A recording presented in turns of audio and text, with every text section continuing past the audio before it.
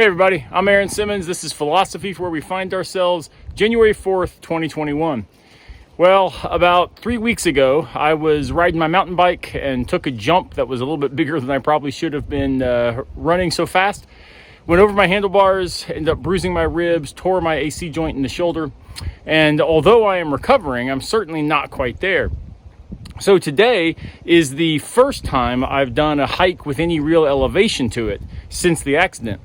And although I knew that breathing deep was going to feel like a knife jabbing into my ribs while I hike, what I wasn't expecting is just how out of shape I feel. I'm moving way slower than I expected. I'm breathing harder. My heart is pounding harder.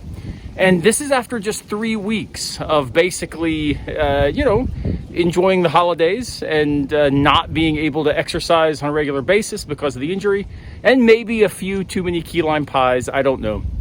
But my point is this: our health is something that requires maintenance. And this is true not only in our physical body, but in our epistemic lives as well. And to that end, I want to recommend a book to you today. It's one I've mentioned before on this channel, but it's simply Why We Argue and How We Should by Scott Aikin and Rob Talisse. In this book, what they do is talk about our epistemic health. And they tell us that we've got to feel the burn, as it were, of doing the right sorts of exercises, of tarrying with objections, of considering criticisms to the views we hold, of engaging with charity the views that we disagree with in order to care more about truth than just being right. Well, I have got to say, the amount of public engagement that all of us are doing these days via Facebook and social media, it's something that might convince us that we are practicing and exercising our cognitive faculties, our epistemic faculties all the time. Well, I don't think that would probably be the right way to describe it. They talk about that what passes as argument in our society is often not much more than a particular kind of theater, a kind of antagonism that we share with others in order to make our group feel better about itself. But the goal of philosophical engagement, the goal of epistemic health, is that, again, it's not about us, but about the truth. It's about that we are committed to the truth and willing to do the hard work that it requires in order to make it up that particular mountain. So although I am struggling up this mountain today, we all, I think, are struggling to stay healthy epistemically in light of so much conspiracy theory, fake news, rampant biases, and the sheer fact that we are beginning to think that no one could be rational unless they agree with us.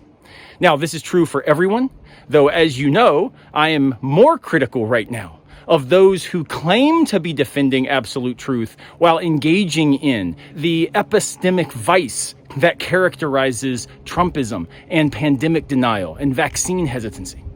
We've got to find a way to care about truth in order to care about our own epistemic lives, and also to care about our neighbors enough to bring them to truth in a way that allows them to receive that health, rather than feeling like they have in fact been excluded from the conversation.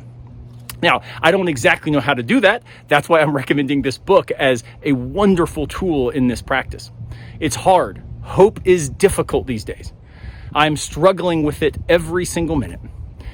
How are we going to move forward in light of the epistemic vice, the loss of social trust that infects our society and is perpetrated from the highest offices in our land?